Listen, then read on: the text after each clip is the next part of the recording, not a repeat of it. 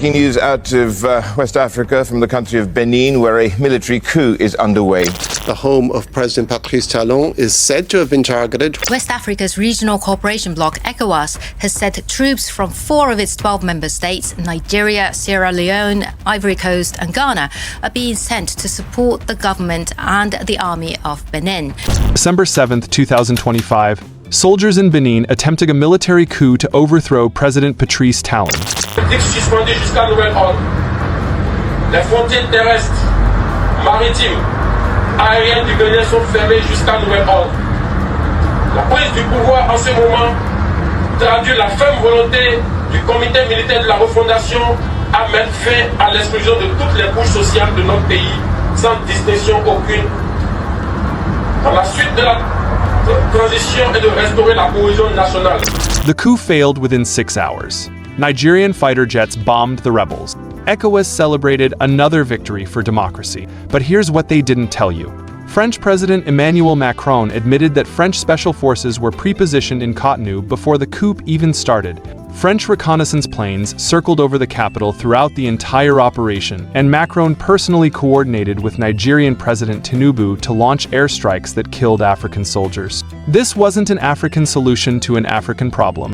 This was France using Nigerian military power to crush a coup that threatened its last strategic foothold in West Africa. And 24 hours later, when Burkina Faso detained 11 Nigerian soldiers and threatened to shoot down future Nigerian aircraft, it wasn't about airspace violations. It was direct retaliation against Nigeria for allowing itself to be used as France's military proxy. We feel that Nigeria is the only sovereign state, while others are not, because they are smaller countries around us, even though they are contiguous to Nigeria. In fact, what you have seen played out by the Burkina government is what you call defending territorial integrity. This is the story of how France is fighting a hidden colonial war in West Africa, and how that war just went from covert to confrontational. On the morning of December 7, 2025, at 5 a.m., soldiers from Benin's National Guard launched coordinated attacks across Cotonou. They kidnapped head of the National Guard Faizu Gomina from Camp Togbin. They overpowered Army Chief of Staff Abu Issa at his home and took him hostage. Both senior officers were transported to TK and held captive. Then the rebels stormed the presidential palace, triggering a firefight with Republican Guard forces protecting President Patrice Talon. The rebels were pushed back and retreated to the national broadcaster SRTB, where they took workers hostage and seized the television signal. At SRTB, 8 soldiers led by Lieutenant Colonel Pascal Tigri appeared on live television and announced President Patrice Talon had been massed. Le comité militaire pour la refondation CMR, réuni ce jour, dimanche 7 décembre 2025, à Cotonou, a délibéré et décidé ce qui suit. Monsieur Patrice Talon est démis de ses fonctions de président de la République. Le lieutenant-colonel Tigri Pascal est nommé président du comité militaire pour la refondation au comité de ce jour, fait à Cotonou le 7 décembre 2025. They suspended the Constitution and all state institutions, calling themselves the Military Committee for Refoundation. Tigri cited deteriorating security in northern Benin from jihadist attacks, neglect of fallen soldiers and their families, military favoritism, healthcare cuts, increased taxes, and restrictions on political activity. But Lieutenant Colonel Tigri's television address contained something that revealed the true nature of this coup. He warned explicitly against French intervention and condemned imperialism. Then he ended his speech with a phrase that sent shockwaves across the region. Beninese women, Beninese men, my dear compatriots, I am addressing you this evening because our country has experienced events of extreme seriousness today. Indeed, a small group of soldiers, under the pretext of false claims, undertook a mutiny to attack the institutions of the Republic and destabilize our nation, thus challenging the democratic order. Such an undertaking would have resulted in plunging our country into a futile venture with disastrous consequences. The Republic or death. That's not a random slogan. That's the official motto of Burkina Faso's military junta. Tigray was openly signaling allegiance to the Alliance of Sahel States, the Confederation of Burkina Faso, Mali, and Niger that expelled French forces, broke away from ECOWAS, and partnered with Russia. This wasn't just a coup. This was an attempt to bring Benin into the AES bloc as its fourth member. For a few hours, it looked like the coup might succeed. Videos of military vehicles racing through Cotonou spread across social media. Benin's 35-year streak of uninterrupted democracy since 1991 appeared finished. But within minutes of the attack beginning, Benin's government sent 2 urgent requests to Nigeria asking for immediate military assistance. President Bola Tinubu, who chairs ECOWAS, immediately ordered the Nigerian Air Force to deploy fighter jets into Beninese airspace. Nigerian fighter jets took control of Benin's skies within hours. But they didn't just provide air cover. Nigerian jets conducted precision airstrikes. Multiple sources confirm Nigerian Air Force jets bombed Camp Togbin, killing several coup plotters and destroying armored vehicles. Nigerian jets also expelled mutineers from the state television headquarters. Nigerian ground troops crossed the border from Ogun State into Benin to support loyalist forces. By 11:09 a.m., just over 6 hours after the attack began, Benin's interior minister announced the coup had been thwarted. At least 14 people were arrested. Lieutenant Colonel Pascal Tigray escaped and fled to Togo. ECOWAS celebrated. President Tinubu praised Nigeria's military. The international community applauded another successful defense of constitutional order. But the real story was just beginning to emerge, because what nobody mentioned in the initial celebrations was France's role. And then French President Emmanuel Macron admitted it publicly. According to reports confirmed by Macron himself, French special forces had been pre-positioned in Cotonou on alert before the coup even started. French intelligence services provided operational assistance throughout the entire operation, including repeated reconnaissance flights over Cotonou by French surveillance aircraft. And most significantly, Macron personally urged Nigerian President Tinubu to launch a swift military intervention, which resulted in the Nigerian airstrikes and ground troop deployment. Let that sink in for a moment. French special forces were already in Benin's capital, ready and waiting. French spy planes were circling overhead, and the French president was on the phone coordinating Nigerian military strikes. This wasn't a spontaneous African response to an unexpected crisis. This was a pre-planned French military operation using Nigerian forces as the visible strike arm. The timing of Benin's army chief of staff being in Paris on the exact day of the coup is also suspicious. General Fructueux Gbagidi was on a working visit to Paris on December 7th when the coup began. He was in France for training exchanges between French and Beninese armed forces. Some analysts believe French intelligence knew the coup was coming and had positioned key Beninese military leaders in Paris to ensure they couldn't be captured or killed, while French forces in Cotonou were ready to respond immediately. This raises uncomfortable questions. How did France know the coup was coming? How did they have special forces pre-positioned before it started? And why was France so invested in stopping this particular coup when they've stood by and watched military takeovers succeed across Mali, Burkina Faso, Niger, and Guinea without intervening? The answer is strategic. Benin has become France's last critical foothold in West Africa after being expelled from the Sahel. President Patrice Talon has maintained close ties with France while his neighbors have kicked French forces out. Benin serves as France's intelligence hub for monitoring the Alliance of Sahel States. French companies maintain significant economic presence in Benin, and Benin provides France with diplomatic leverage within ECOWAS. But there's something even more explosive. Burkina Faso's President Ibrahim Traore has repeatedly accused Benin of hosting French military bases aimed specifically at destabilizing the AES. In December 2024, Traore publicly stated that Benin hosts 2 French bases directed against us. Niger's military leader has made similar accusations, claiming France is financing military bases in both Nigeria and Benin to threaten the Alliance of Sahel States. France and Benin officially deny that any operational French military bases exist on Beninese soil. But Macron's admission that French special forces were pre-positioned in Cotonou during the coup proves there is French military presence in Benin, regardless of what they call it. Whether it's a base or pre-positioned forces or training personnel is semantics. The reality is French military assets are operating from Benin, and they're being used to conduct operations against governments the AES supports. From the Alliance of Sahel States perspective, the Benin coup attempt looks completely different than how ECOWAS and France describe it. The AES doesn't see it as a threat to democracy.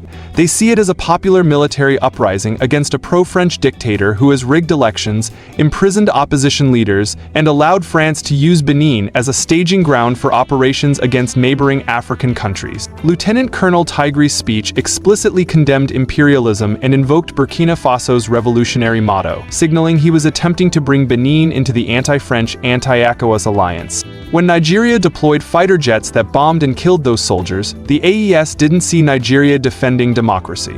They saw Nigeria serving as France's military proxy, using Nigerian pilots and Nigerian bombs to kill African revolutionaries on behalf of French neo-colonial interests. They saw Nigerian military power being weaponized by France to crush African liberation movements. Which brings us to December 8, 2025, less than 24 hours after the Benin coup was crushed. A Nigerian Air Force C-130 transport aircraft was flying over Burkina Faso when it experienced what Nigeria described as a technical problem, forcing an emergency landing. The plane diverted to Bobo Dioulasso Airport. On board were 2 crew members and 9 passengers, all military personnel, totaling 11 Nigerian soldiers. According to the Nigerian Air Force, the aircraft had a legitimate technical emergency and followed standard aviation safety procedures. Aviation sources confirmed the crew had obtained clearance and followed all required ICAO emergency protocols. Under international aviation law, an aircraft in distress has the unrestricted right to land anywhere, including in hostile territory. But Burkina Faso didn't provide assistance as required by international law. Instead, they detained all 11 Nigerian military personnel and impounded the aircraft. Then the Alliance of Sahel States issued a statement condemning Nigeria for violating their airspace and calling it an unfriendly act. The AES placed its entire air and anti-aircraft defense systems on maximum alert with explicit authorization to neutralize any future unauthorized aircraft. Neutralize means shoot down. Multiple diplomatic sources confirm what really happened. Burkina Faso's detention of the Nigerian crew was not about airspace violation. It was political revenge for Nigeria's role in crushing the Benin coup. Aviation experts called Burkina Faso's actions vindictive, a direct breach of ICAO safety procedures, and an act of vengeance. Security analyst Zagazola Makama stated, Burkina Faso's behavior was not about airspace violation, but about frustration and anger over Nigeria's role in foiling the recent coup attempt in Benin Republic. The failed coup would have added a 4th member to their alliance. Nigeria, working with Beninese authorities, helped abort the mutiny, an outcome that allegedly angered Ouagadougou. But there's a deeper layer to this revenge. Burkina Faso wasn't just angry at Nigeria for stopping the coup. They were furious that Nigeria allowed itself to be used by France. From the AES perspective, Nigeria took orders from French President Macron, deployed Nigerian pilots to fly Nigerian jets loaded with Nigerian bombs, and killed African soldiers who were trying to liberate their country from French influence. Nigeria became France's attack dog, and Burkina Faso wanted to punish them for it. The detained Nigerian aircraft was a message: if you let France use you as a proxy to attack our allies, there will be consequences. The shootdown threat was a warning. If Nigerian jets ever cross our airspace again on French-coordinated missions, we will blow them out of the sky with Russian-supplied missiles. This incident exposes the hidden war happening across West Africa right now. It's not just ECOWAS versus the Alliance of Sahel States. It's not just Nigeria versus Burkina Faso. It's France fighting desperately to maintain its last colonial influence in West Africa, using African militaries as proxies, while the AES fights to completely expel French presence from the continent, backed by Russian military support. France has been systematically losing control of West Africa since 2020. Mali kicked out French forces in 2022. Burkina Faso expelled them in 2023. Niger threw them out in 2023. The Central African Republic, Gabon, and Chad have all either expelled or dramatically reduced French military presence.